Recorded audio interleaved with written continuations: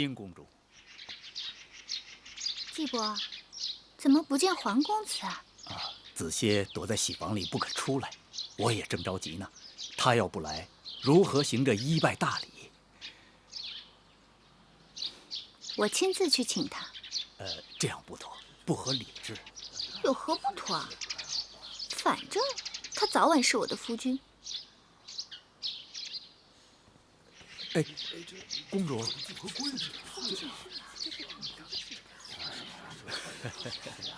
也好。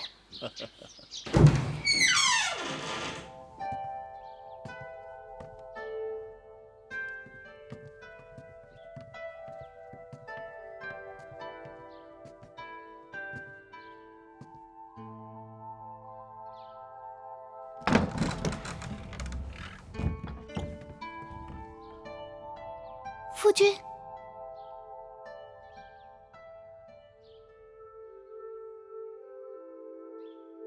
今日良辰美景，夫君为何背对着我？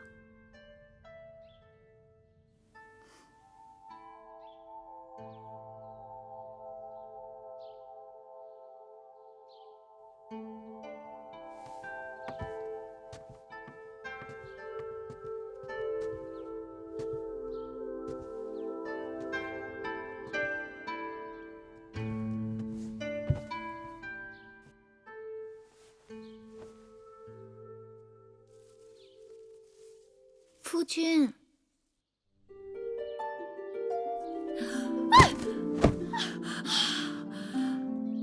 姑母怎的好糊涂啊！竟然叫侄儿夫君。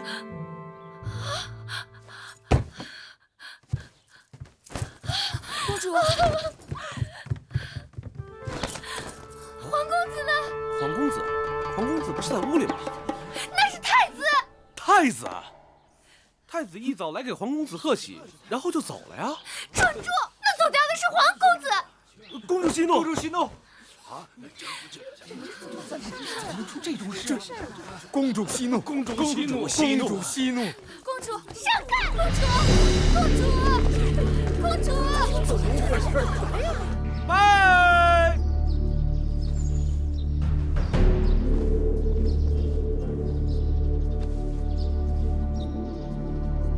再拜！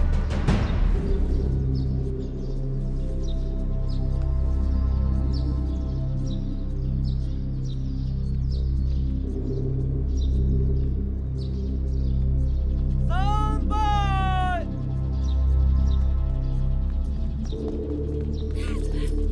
贱人！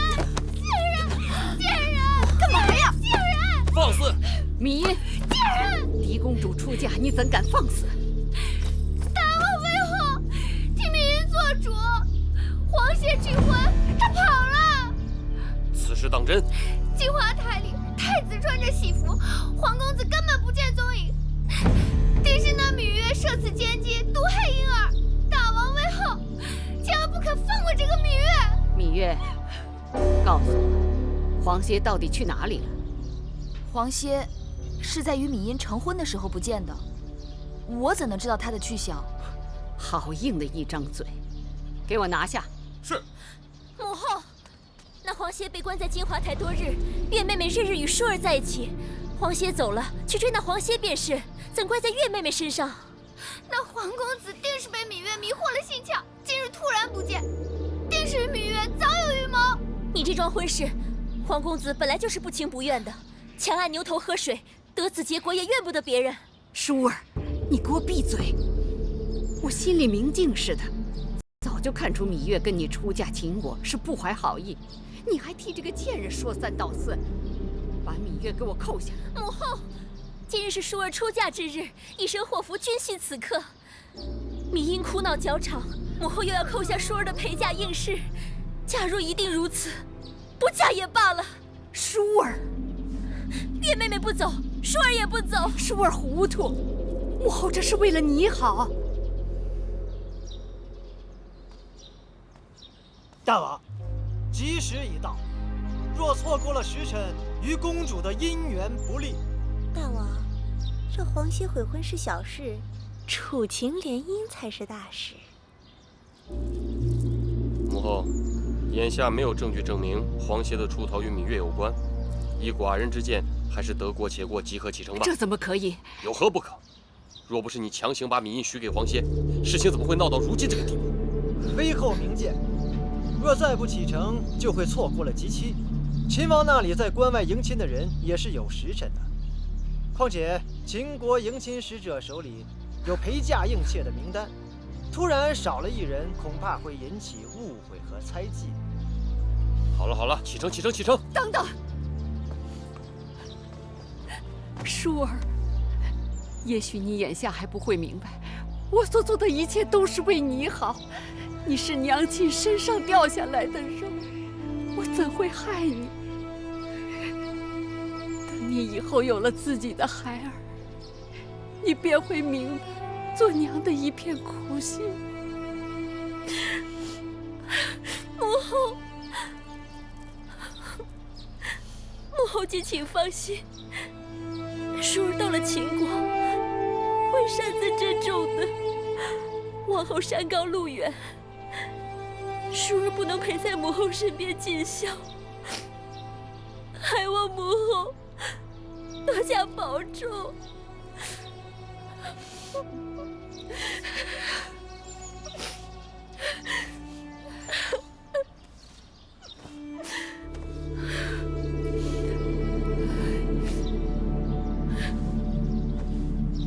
吉时到，启程。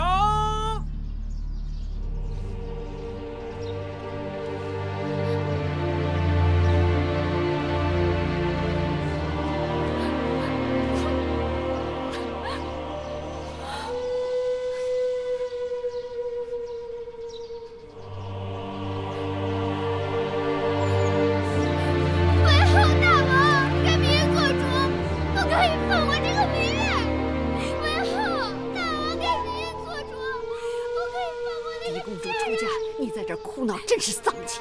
来人，把他给我拉下去！为何不可以放过那个贱人？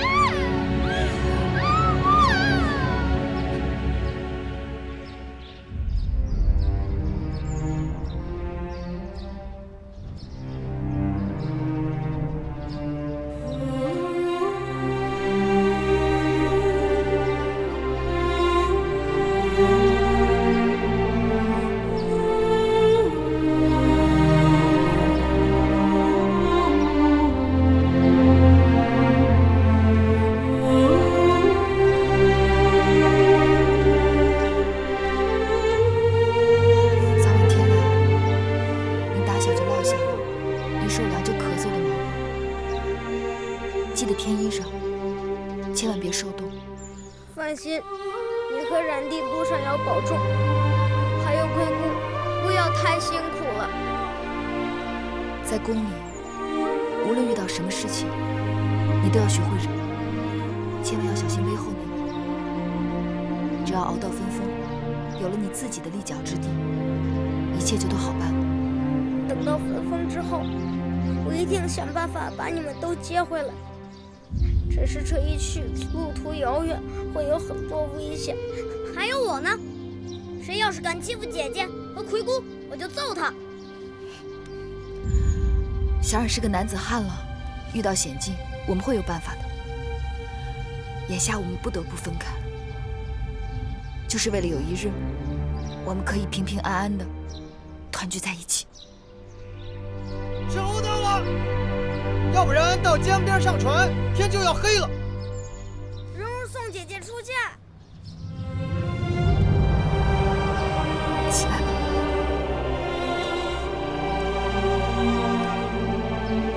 保重。保重。走吧。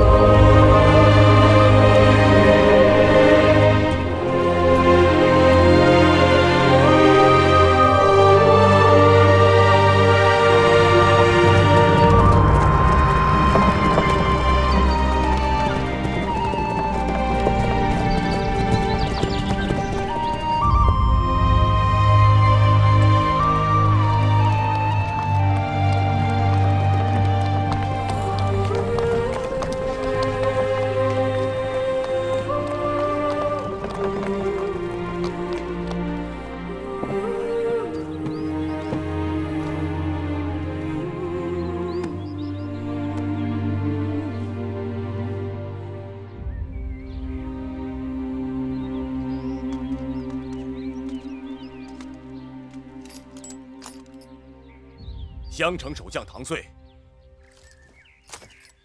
拜见舒公主。免礼。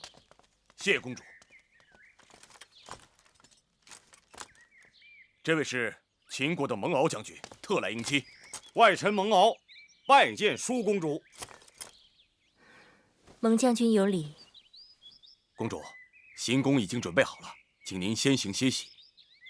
明日，蒙敖将军会亲率人马为送亲队伍打前站，再由末将护送公主出关。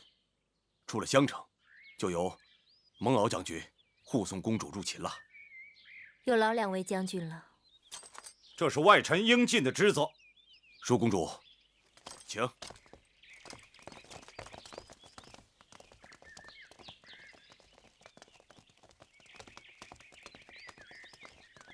岳公主，小心脚下。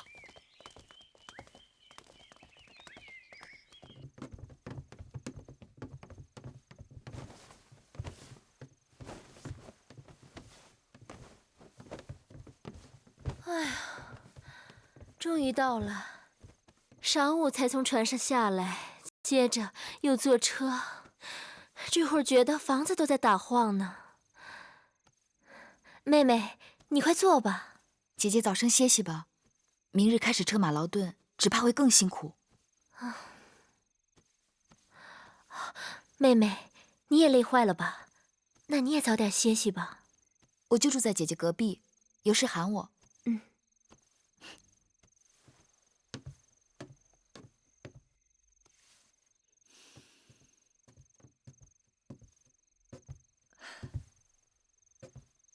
这孩子累坏了，一沾枕头就睡着了。路上你一直照应我们，此刻还要做针线，让我来吧。不用，你快把这碗绿豆汤喝了吧，我才熬的。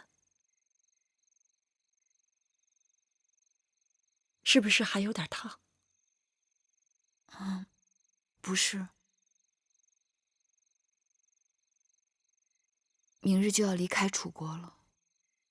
我这心里乱乱的，能顺顺当当的走到这儿，已经不容易了。虽说出了楚国，魏后的手就够不着了，但家也就此难回了。有亲人就有家，首先是要活着，只要能活下来，你娘亲和举姬就没有白死。等我们跟黄公子接上了头，就该将实情告诉舒公主，免得走得突然，让她伤心。姑姑说的是。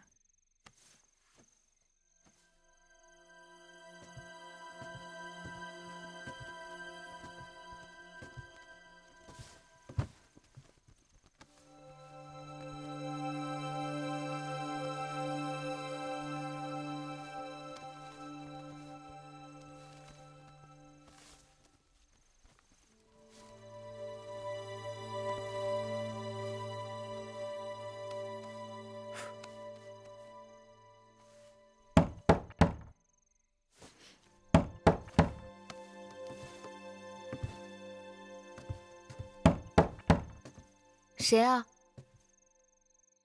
一位故人。我听你的声音陌生。你将门打开，便知道了。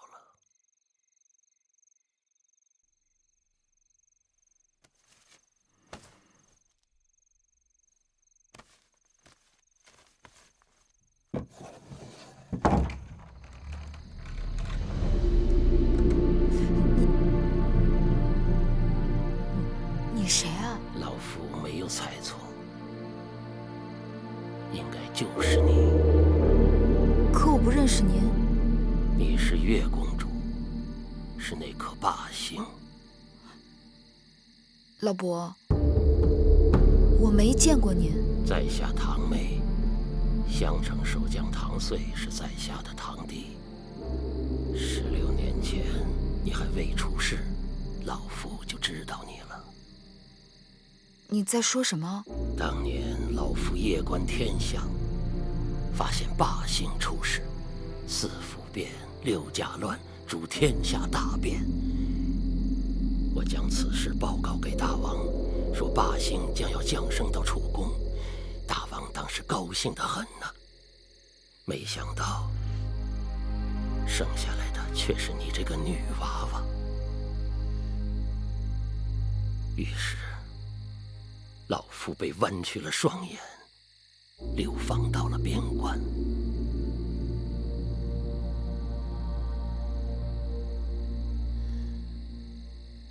难怪从小父王就叫我霸星。你也知道自己是霸星？什么霸星？我芈月就是普通女子，与那帝王之说毫无干系。天命不可违，无男女之分，非人力所能更改。若是逆天而行，必受其祸。必受其祸？你是说这么多年，我们受苦受的还不够？你可知道，我和我周围的人就因为这霸星之说而受牵连。老夫只是一介星象之士，根据星辰变化记录言说。就因为你的胡言乱语，害得我娘命运多舛，害得我跟我弟弟从小被人欺负。我们与你无冤无仇，你为何要多事？为何要与我们过不去？天将降大任于斯人也，必先苦其心志，劳其筋骨，饿其体肤，空乏其身，行好了好了，其所你走吧。你再不走，我要喊人了。晚了，走不了了。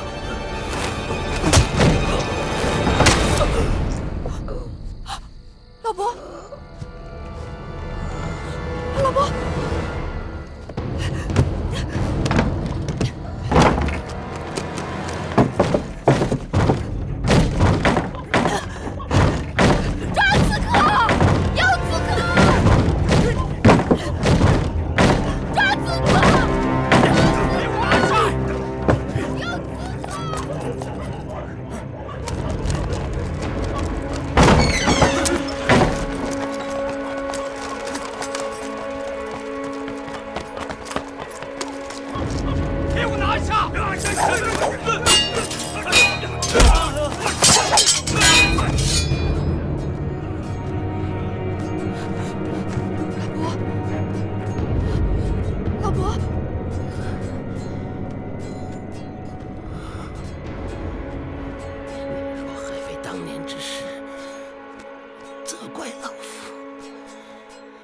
今日老夫算是用性命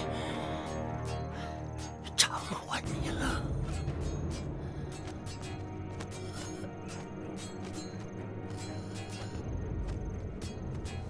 老伯，老伯，老伯。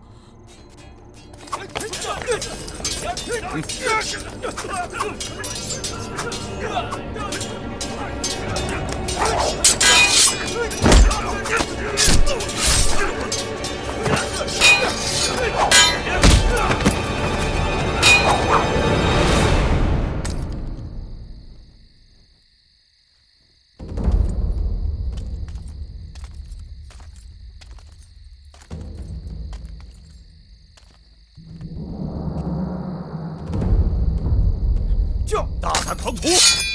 慢！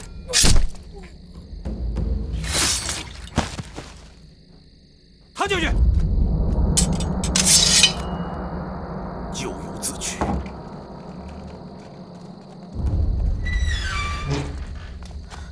月儿，姐姐，怎么了？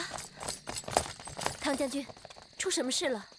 林公主，两个大逆不道的小贼惊扰贵人们歇息。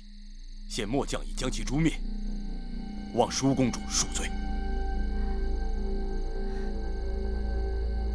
堂妹老伯，可是唐将军的堂兄？不错。老伯仁义，替芈月挡了致命一剑，已经不行了。敢问公主，他人在何处？在我屋里。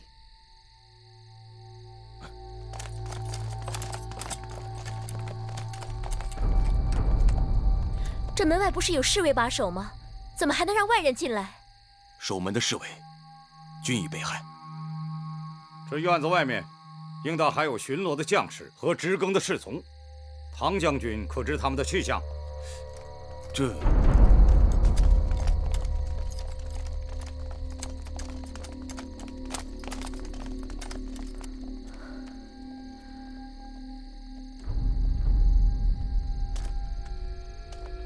末将失职，明日一定仔细查处，严惩不贷。好了，你们都下去吧。夜已深了，明日还要赶路呢。是。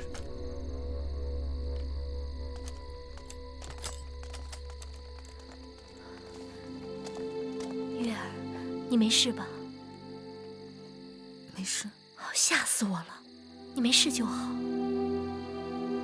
只是这刺客来得蹊跷，死的也蹊跷。我一定让人禀报大王，狠狠地处罚这些襄城守将。其实也怪不得他们，这襄城是秦楚交界之地，历来盗匪横行。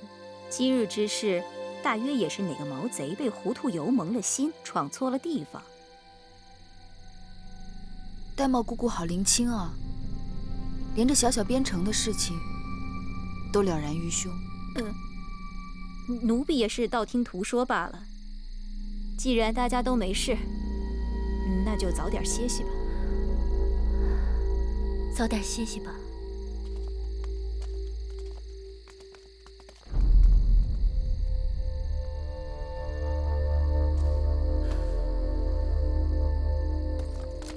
唐将军，你还是警醒点好。这下半夜要是再出什么差池，你我的脑袋可就保不住了。这是当然。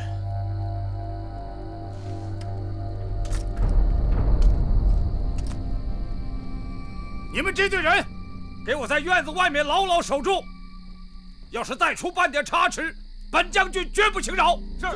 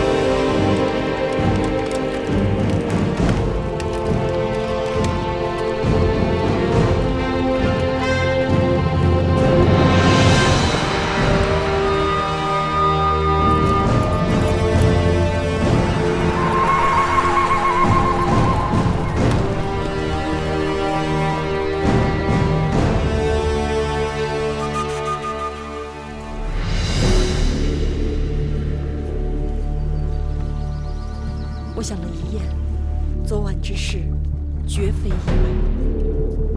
我心里有数，那堂妹突然上门，只怕就是好心来报信呢。难道还是韦后？是他，也可能是别人。这可怎么是好？原以为一切都可以结束了，可现今……我只好盼着赶快到武关，到了那儿就有着落了。黄公子，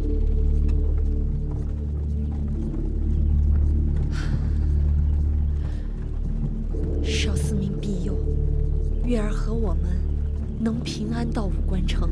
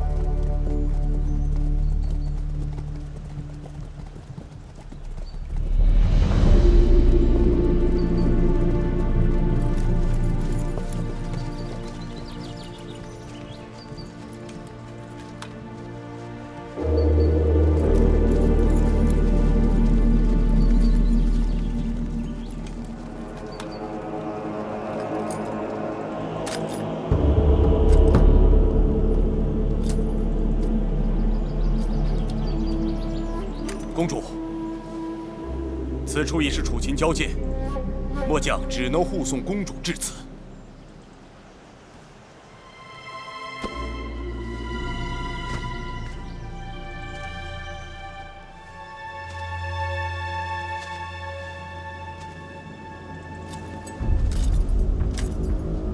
请公主擅自珍重，一路安泰。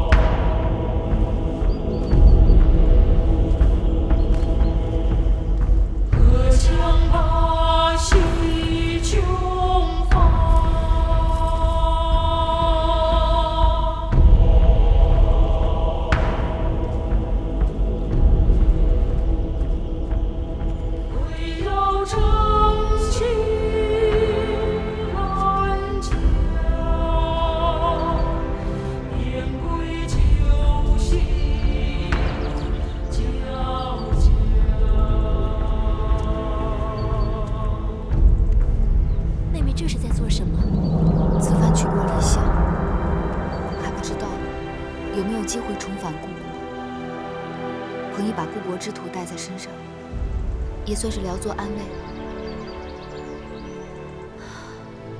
是啊，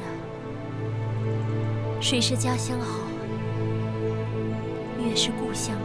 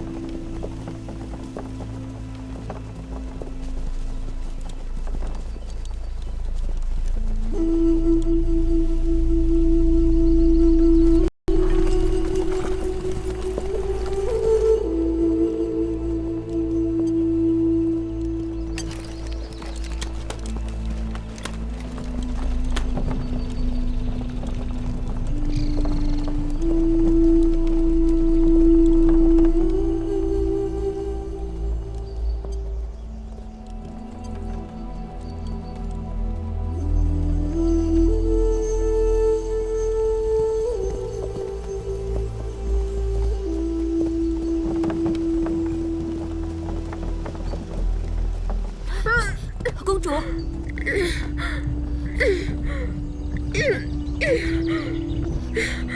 公主，你还好吧？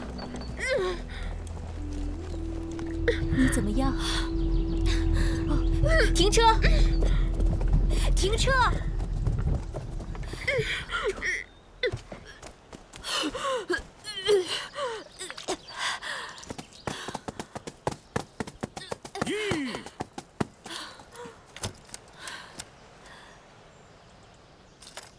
公主，太庙已定下吉时，咱们行程紧迫。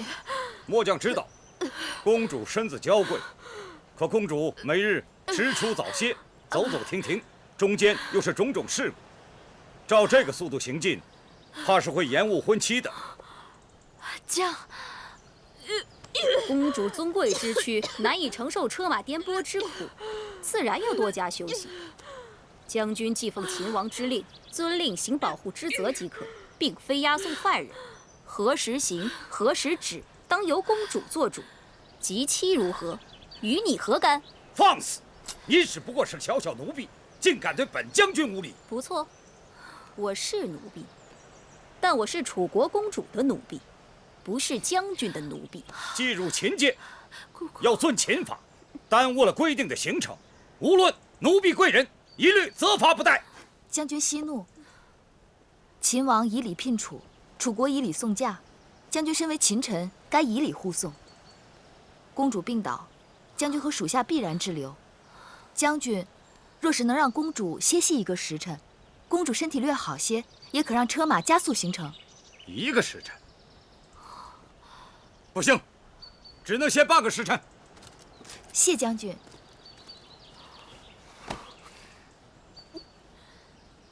姐姐，喝口水吧。这水是必须喝的。荒原之中，水是救命的神仙。不，我怕喝下去，一会儿又吐出来。与其如此，不如不喝。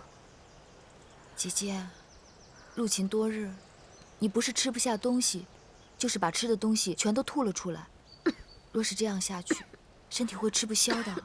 公主受的苦你都看到了，且不说送来的膳食粗劣，用膳的时候竟然仍在行进中，人坐在马车里颠得七荤八素，还没吃一口就吐出来了，这哪里是迎亲啊，分明是折磨人。这里不是我们楚国王宫，身边也不是我们楚国臣子，荒郊野外，缺衣少食是难免的。千里迢迢，吃不下也得吃一些。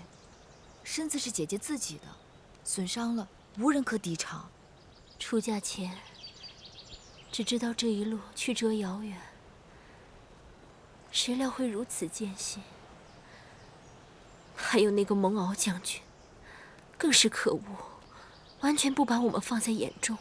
蒙敖将军是粗人，行武严整，只怕他有他的难处。再有难处，也该知道自己的身份。舒公主是王后，是主子。若在楚国，她如此叫嚣，脑袋早就搬家了。过2日就到武关了，再忍一忍吧。奴婢能忍，公主如何忍？一入秦地，就黄沙漫天，西风凄凉，稍一露头，身上嘴里全是沙子。这一路上，连个驿站都没有，晚上只能睡臭烘烘的羊毛帐篷。你问问公主，入秦的这些日子，公主有多少天没梳洗了？那段时间坐船，我以为会是最难熬，如今想来，就如同仙宫一样。既然出嫁没有退路，那姐姐只好想着，只要熬过这一关，往后就好了。如何之好？熬不过眼前，又哪来的往后？我真是想家。这一路越走越灰心，这般周折，真是让人……姐姐是想说，真有些后悔出嫁了吗？什么越走越灰心？明明是越走，与心上人越近才是。哪来的心上人啊？进入秦国这些日子，姐姐可听说过秦国4塞？武关、函谷关、萧关、大散关。武关城是秦楚边塞第1城，秦王就是从这里出关，进入大楚，去向姐姐求亲的。妹妹提起秦王求亲，真是恍如隔世。到了武关就有驿站，站站相连，一路平坦大道直通咸阳。到那时，姐姐就可以好好歇息，调理身体啦。妹妹也想早早到武关，对吧？当然。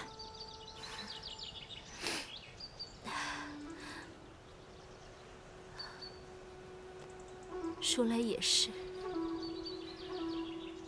这么多的车马兵卒，都是因我而来。我要是打不起精神，不是更连累了大家？好了，把水和食物给我一些吧。姐姐，来，姐姐。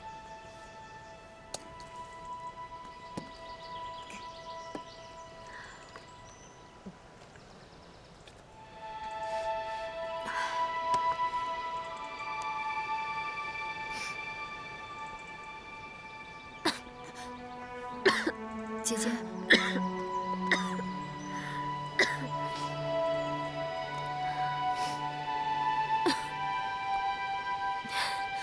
想来我也真是佩服你，这粗粝的糕点，如同嚼蜡，你是怎么咽得下去的？姐姐是从小没有尝过饿肚子的滋味。其实有东西吃，比饿着要舒服多了。真的吗？嗯。舒公主是金枝玉叶，天生就不该受苦的。像这种吃食也能将就下去的人，是自降身份，自轻自贱。姑姑若是觉得只有饿肚子才能保住大厨脸面，那你就饿着好了。但不该劝姐姐也挨饿。路上行程艰难，需要体力，不吃哪儿来的力气车马劳顿？别争了，我倒是真有些饿了。我再吃几口吧。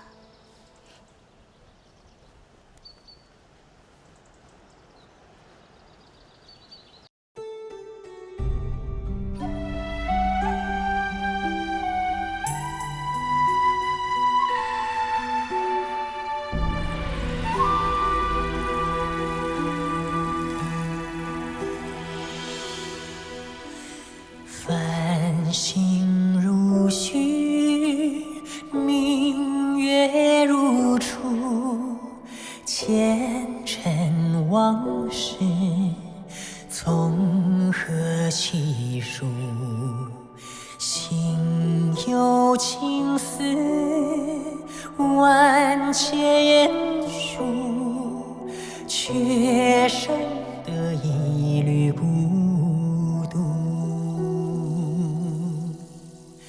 春花开谢，秋草又枯，盛衰荣辱，如何细数？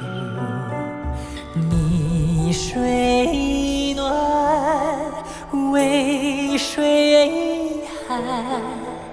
换不回一人如故。尝尽悲欢离合人间苦，却怎么咫尺天涯陌路？去心诉，是一度，去情再相负。愿为你平静柔情傲骨，望尽相思红颜凋零处。我只愿与你朝朝暮暮，爱如星，恨如骨，生死再相负。愿为你永生永世守护，愿为你永生永世守护。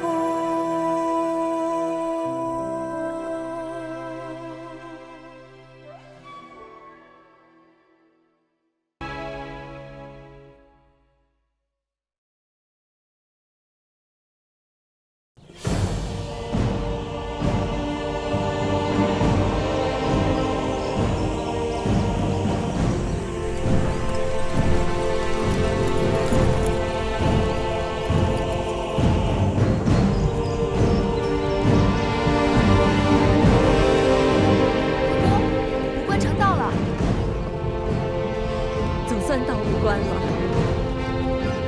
我看看，我看看。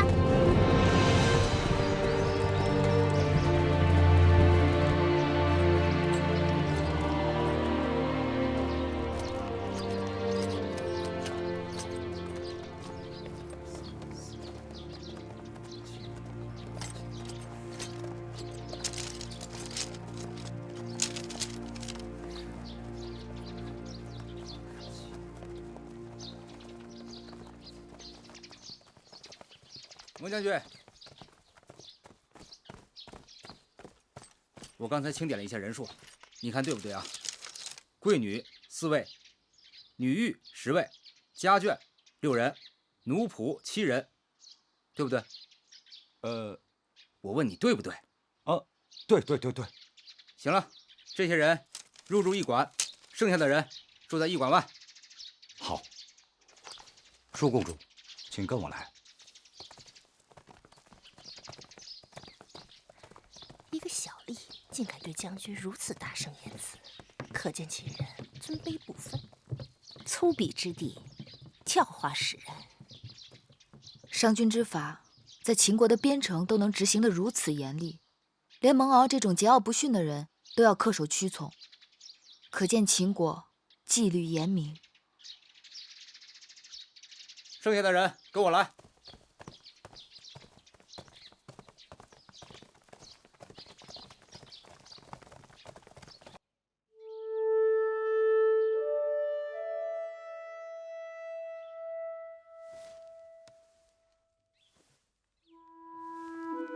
女一志，姐姐怎么样了？此刻大家都是一样的，无非是几日水米不曾下肚，吃的没有吐的多。若能喝上几日米汤调理肠胃，再吃些肉糜补益身体即可。只是舒公主正在发烧，若医治不好，便会转成重症或危及性命。那怎么办啊？我先为公主行针砭之术，再开个方子，连吃5日，或可缓解。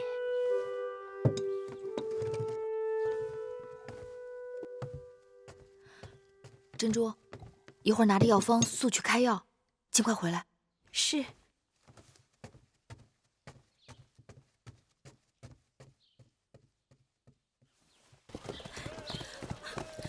珍珠，公主，药可买到了？没有，奴婢出门走了好久才看见一家药铺。我把方子给那里的旗人看，他们翻来覆去根本看不懂。我再跟他们多说，干脆不理我。奴婢该死，误了舒公主的汤药。怎么会这样？笨死的贱婢，给公主抓个药都办不成。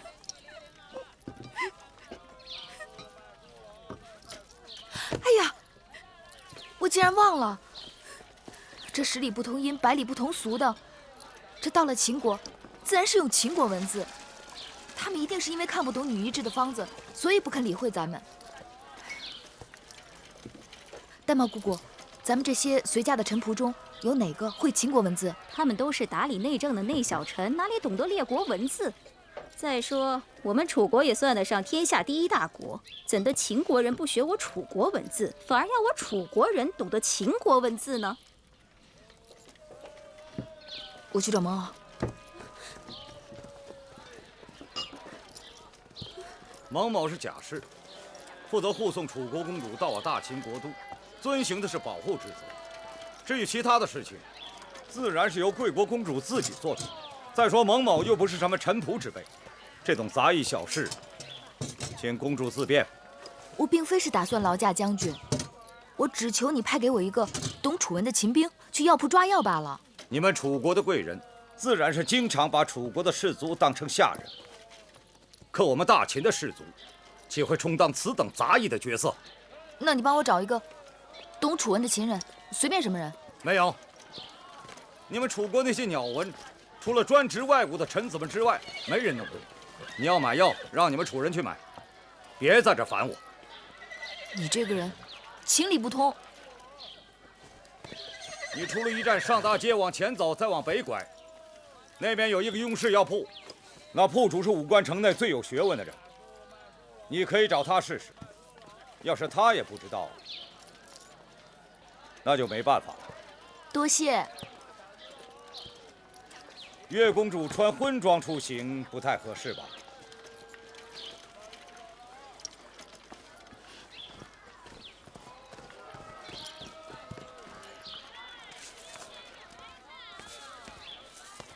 敢问先生，此处可是雍氏药铺？正是正是，老朽便是这雍氏药铺的掌柜。先生，可识得上面的字？是的，是的。请先生按方抓药。好好好。麻黄、桂枝、生姜。哎，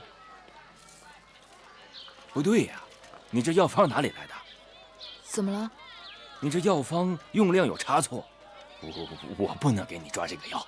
哎，我这药方是女医开的，医术高明，不会有误。我就不够高明吗？啊，我说不对就不对，你赶紧走吧。我这是救命的药，你怎么可以这样？什么药不救命啊？你这药方用量有差错，你这是害人。你快走吧，找开方的人再问一问。啊，公子。在下雍瑞，雍氏药铺的主人，敢问何事惹得贵人烦恼？听说先生见闻广博，无所不知。这是我的药方，劳烦您看看，为何你家掌柜硬说这用量有误？这药方上写的是鸟传，贵人可是来自楚国？正是。不知道为什么这位先生不肯接我的药方。贵人可知，这秦楚两地虽然接壤，但不仅文字各异，就连这度量之衡器也是不同。我这老仆虽然识得药方上的药名，但因为分量上与我们的惯常有差异，怕是搞错误人性命，所以不敢接此药方。原来如此。好在昔年本人也曾游学楚国，对楚国的鸟传略知一二，知道楚国的计量方法与秦国的不同。这药就由我来抓吧。有劳先生了。您的药包好了。多谢先生。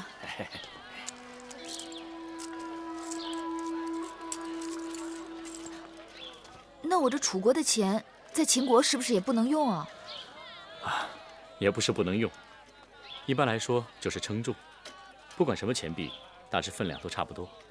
我看你初到秦地，若是要多待几日的话，定是要去兑换钱币的。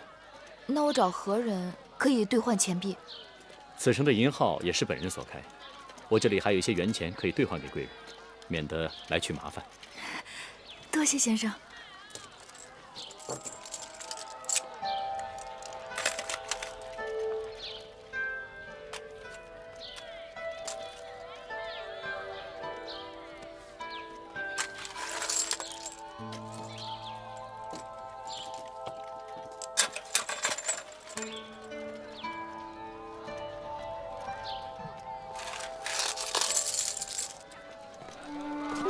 今日若非先生相助，这药就抓不成了。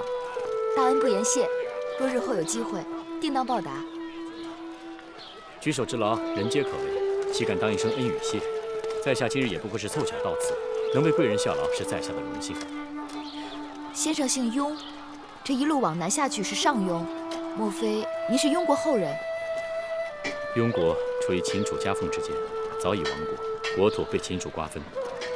如今的雍氏不过是秦国的附庸之臣而已。原来先生也是位公子，失礼了。你还是称我为先生吧。大征之时，故国早亡，不如忘却吧。贵人当知，如今的秦国信奉的是商君之法，周天子之旧俗，分封领主之权早已名存实亡。难得商君人亡政不息，秦人守法之严令人叹服。人心皆爱自由，谁愿意被拘束着？秦人守法，也不过是因为商君之法苛刻严酷，所以虽然商君身死，秦人仍感觉压抑，致使不安分者、从军者甚多。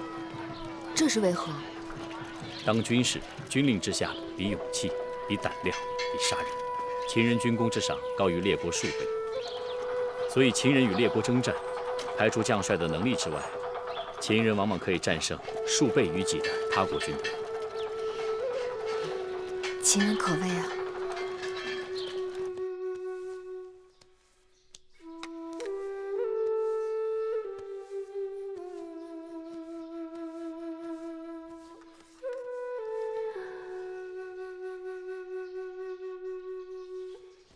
听说妹妹出门去了，还以为你我就此难见了。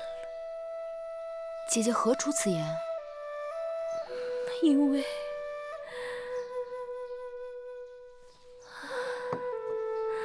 因为你我身在他乡，人生地不熟的，若是走丢了，该如何是好？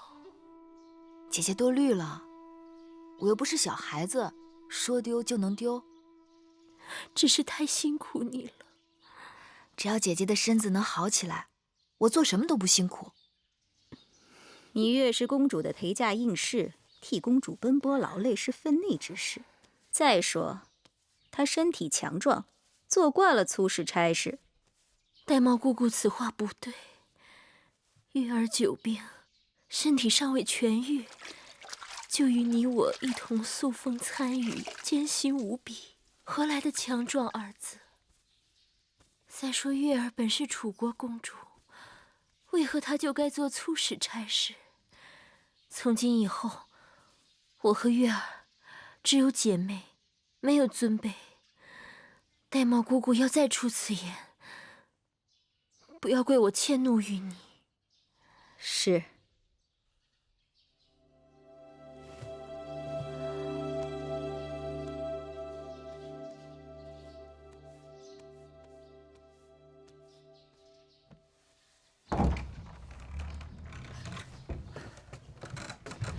你总算回来了。刚才来了一个总角小儿，拿了竹简给你，要你仔细看了。近日有时3刻去见他。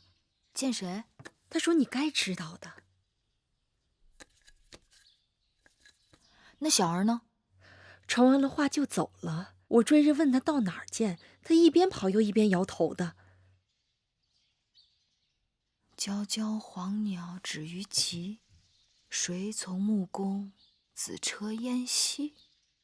我猜想该是黄公子派来的人，但没头没脑的几句话，什么也没说呀。这个人到哪儿去见他呀？他说了。是吗？姑姑放心，我去见他就是了。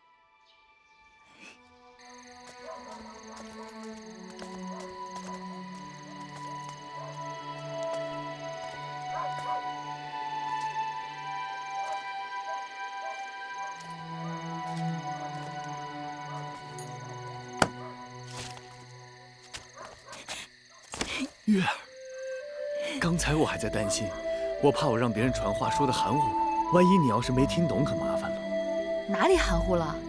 你明明交代的清清楚楚。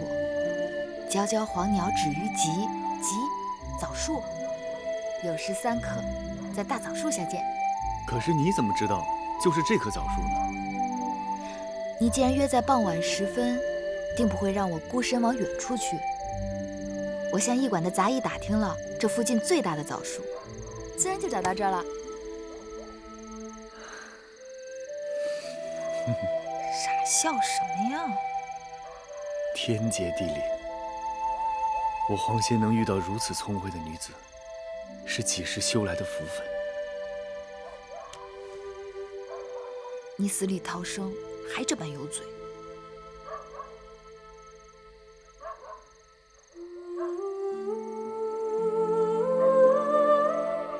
你的手好冷啊。我不冷。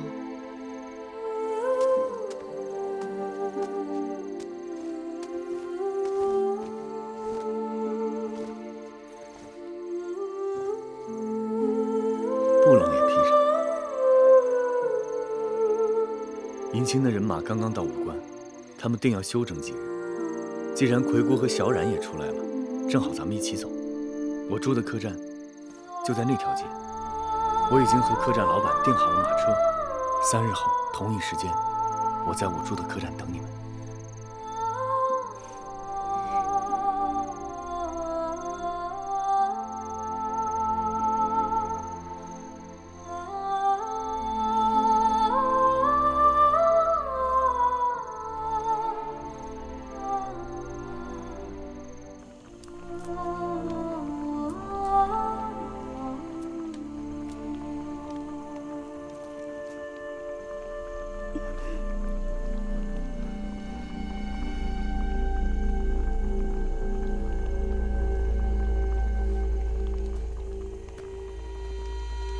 货。姑姑这几日辛苦了，你回去歇一会儿。锅里的东西我替你看着。这个不行。为何不行？这是为舒公主熬的肉糜，一夜不可熄火的。我心里有数，我在这值夜盯着柴火，你呢回去睡2、3个时辰再过来，绝不会误事。这，你只管放心吧，我会仔细看着。那就拜托你了。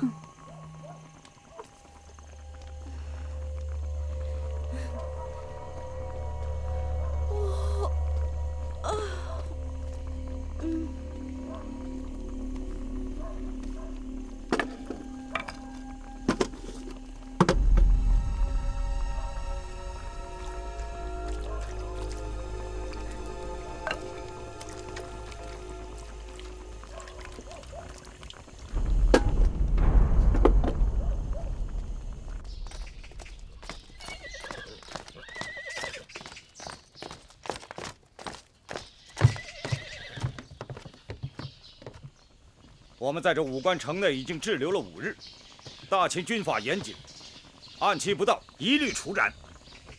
月公主，近日末将在此，请舒公主2日后务必上路。将军可知，公主病得不轻，你若逼着她2日后上路，那便是要了她的性命。吉期不能耽误，2日后无论生死都要启程。舒公主若是走不了，末将就是派人抬，也要把公主抬上车。你们为何不派快马给秦王报信，告诉他人命关天，务必更改吉期？若要硬抬舒公主上路，你先杀了我好了。你2日就是2日，2日后你们若不走，我自己回咸阳向大王请罪。至于你们的安全，恕不负责。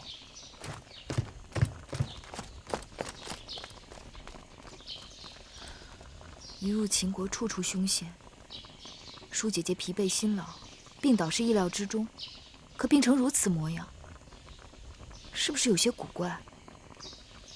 其实，我也一直嘀咕。虽说舒公主身子娇贵，水土不服，但大家同样疲惫。到了驿馆歇息了几日，人人见好，只有公主的身子，让女医治调理后日日见坏。方子是女医治开的，药是月公主抓的。我不知道这里边有没有什么文章。请月公主明察。舒公主的脉象起伏不定，的确诡异。可这2日，公主病势转沉后，她入口的每道菜、每口汤都由专人看守着，应该不会有什么差错呀。此刻还不是乱疑心人的时候。既然姐姐所有的饮食汤药都由自己人从头到尾料理，那再想一想，还有没有什么机会可能会让人做了手脚？除了头2日外，之后的这3天，我们都是自己打水、自己买菜、自己烧火，应该不会有什么问题。每副汤药熬好后，我也对药渣都查看过。那不该再有什么差池了。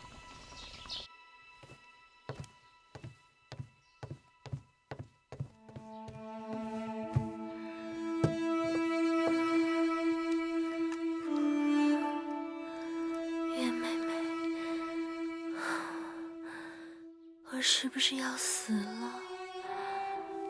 你净瞎说！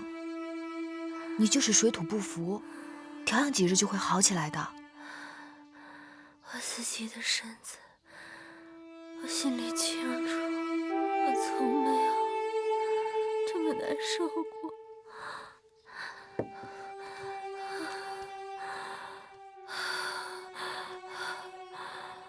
我怕是到不了咸阳了。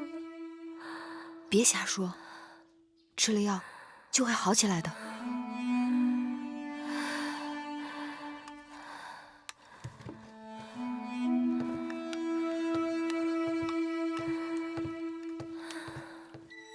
是我让他出去的。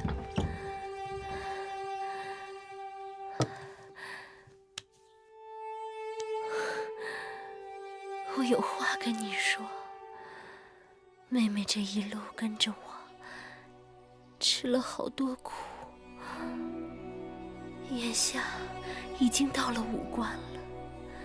你快走吧，不要再管我了。姐姐，你这话是从何说起啊？不用骂我。其实那日听说公子谢逃婚，我看你笃定有数的样子，我心里隐隐约约就猜到了。起先你不愿意与我一同出家，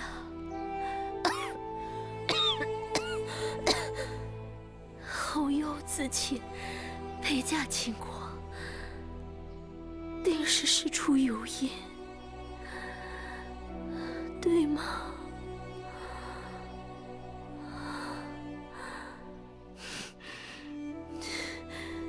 你不用说是或是不是。那日你出去给我买药，我心里就暗暗盼着你别回来了。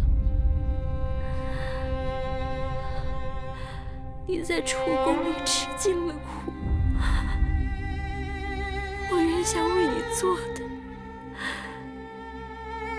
就是能帮你逃离苦海。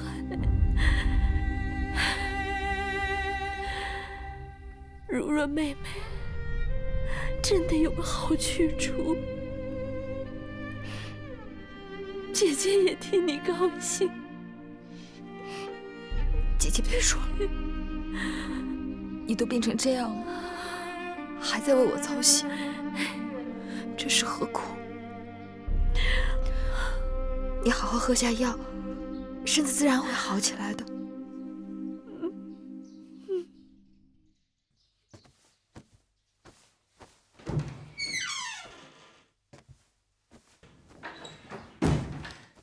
玉儿，姐姐，姐姐，我们什么时候可以走？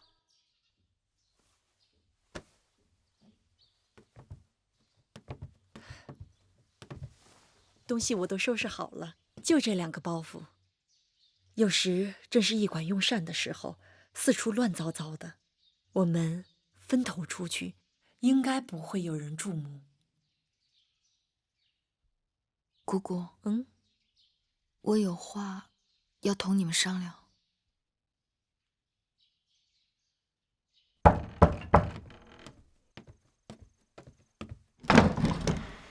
月儿，你怎么提前来了？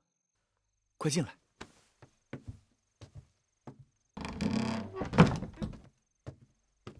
月儿，坐。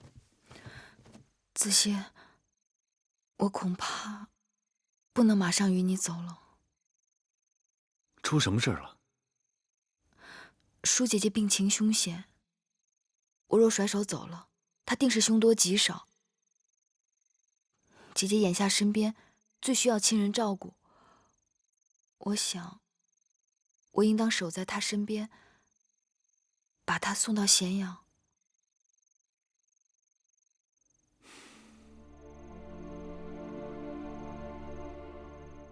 月儿侠肝义胆，你的心思子歇明了，只是怕耽搁的时日太多，万一走漏了风声，风险太大。芒敖将军坚持2日后启程，眼下只能走一步看一步了。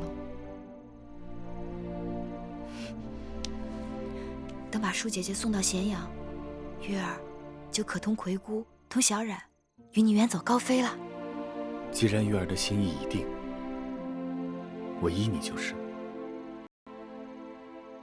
将来咱们一起到了咸阳，再做长远打算吧。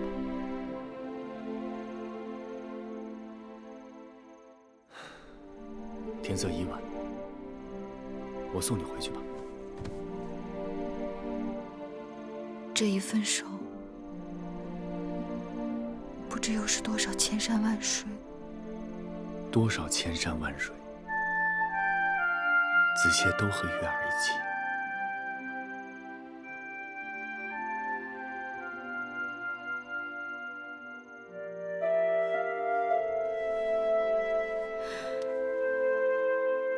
月儿愿意做子歇的妻子。子歇知道，月儿愿意这一刻就做子歇的妻子。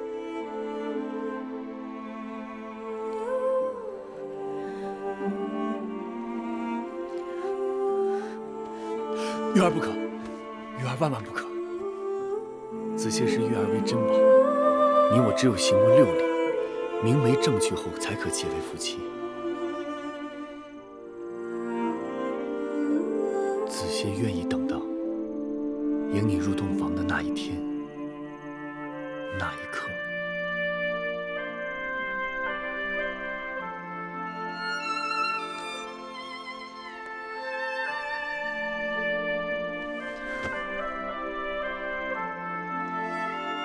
我的夫君是真君子。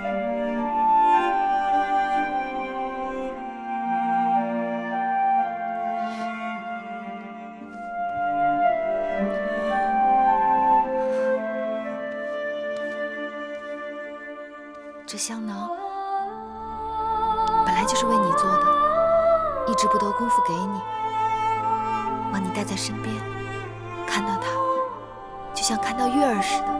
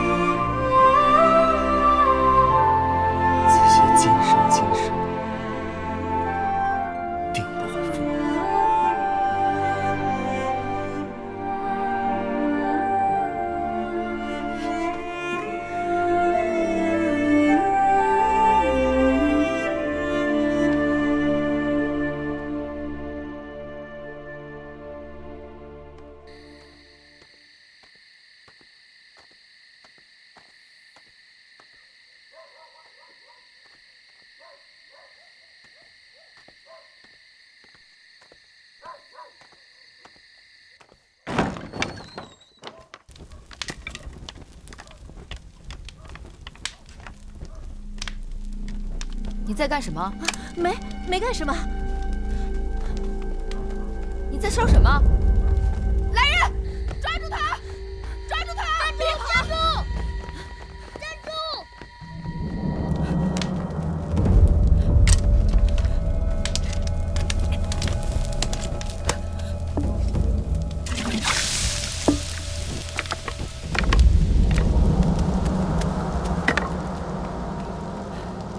抓到没有？天打黑，给他跑了。但他也没占着便宜，我在他手上狠狠咬了一口。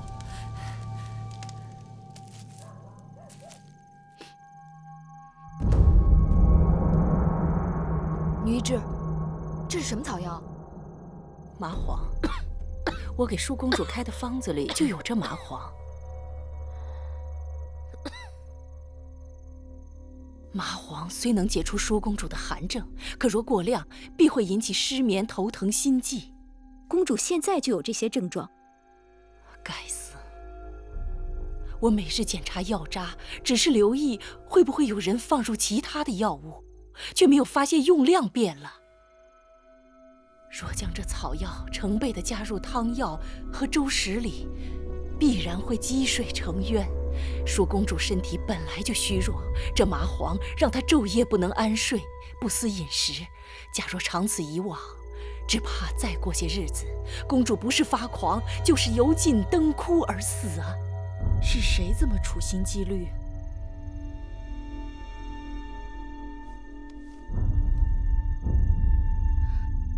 这方巾不像是寻常人家用的东西，倒像是宫里头的。不用说了，定是秦宫里的人想要害公主。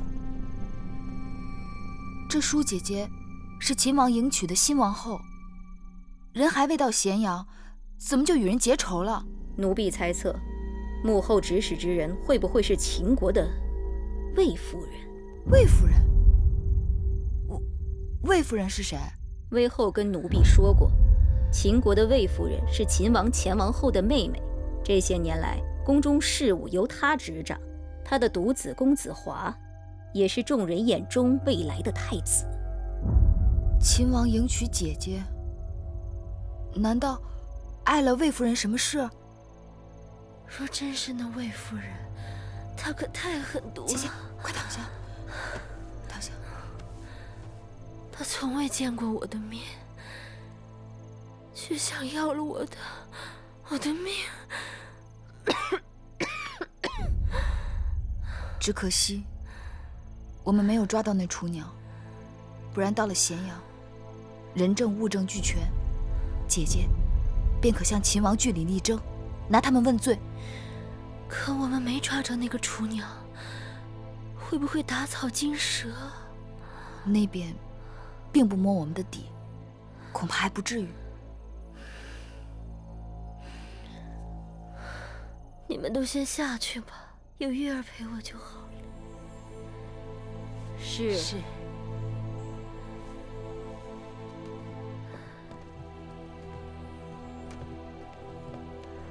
妹妹，我此时此刻才知道，出嫁为人妇，进入秦宫，竟是刀山火海。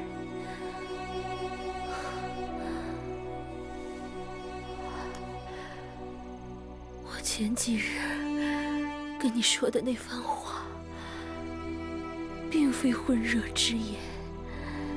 一来，我是知道自己时日不多，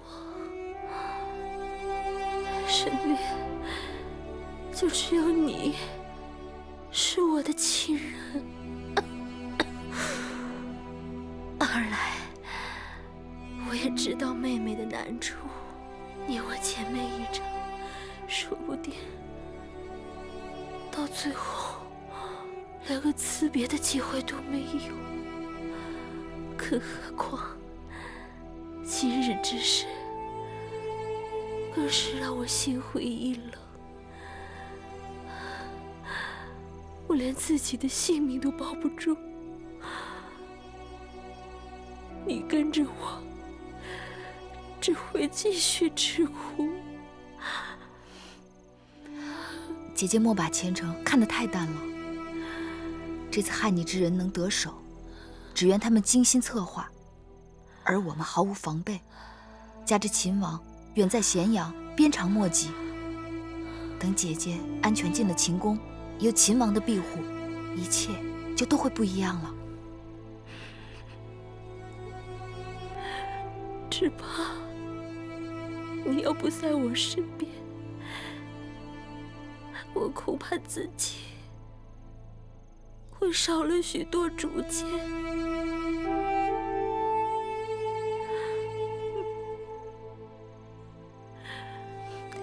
姐姐吉人天相，妹妹若不能日日守在姐姐的身旁，也会时时都为姐姐祈福的。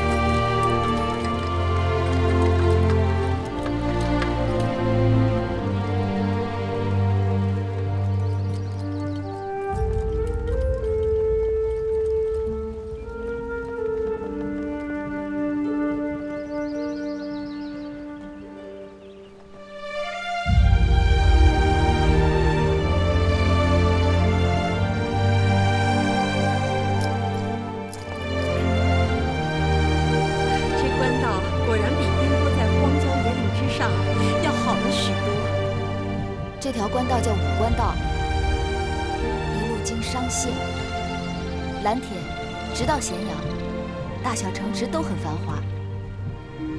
小冉不想去商县、蓝田，那你想去哪儿？小冉想去赵国、齐国，去看邯郸到底有多繁华，去看邯郸的人到底有多优雅。怎么会让那燕国人一心模仿，连自己应该怎么走路都忘了？我还想去看传说中的稷下学宫，去登泰山。孔子说：“登泰山而小天下。”哎，去燕国也可以。听说燕国那边冷的能冻掉鼻子，会不会大冬天满街上的人都没有鼻子？好，葵姑跟你一块儿去，咱们去邯郸看美服，去临淄尝美食，再去燕国看那些没有鼻子的人。好。我今日觉得好多了，就是身子还有些酸痛。我看公主的气色虽然不比在咱们楚宫的时候，但比刚入秦时真是一个天上一个地下。俗话说，病来如山倒，病去如抽丝，还得好好养一阵子才能真好。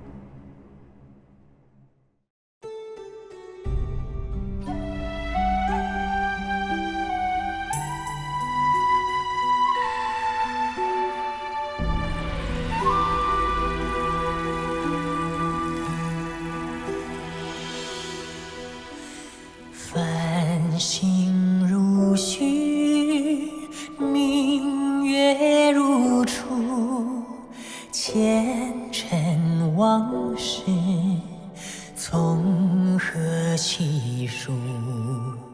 心有情丝万千束，却剩得一缕孤独。春花开谢，秋草又枯，盛衰荣辱，如何细数？泥水暖，渭水寒，换不回一人如故。尝尽悲欢离合人间苦，却怎么咫尺天涯陌路？去心诉，吃一度，去情再相负。愿为你平尽柔情傲骨，望尽相思红颜凋零处。我只愿与你朝朝暮暮，爱如心，恨如骨，生死再相。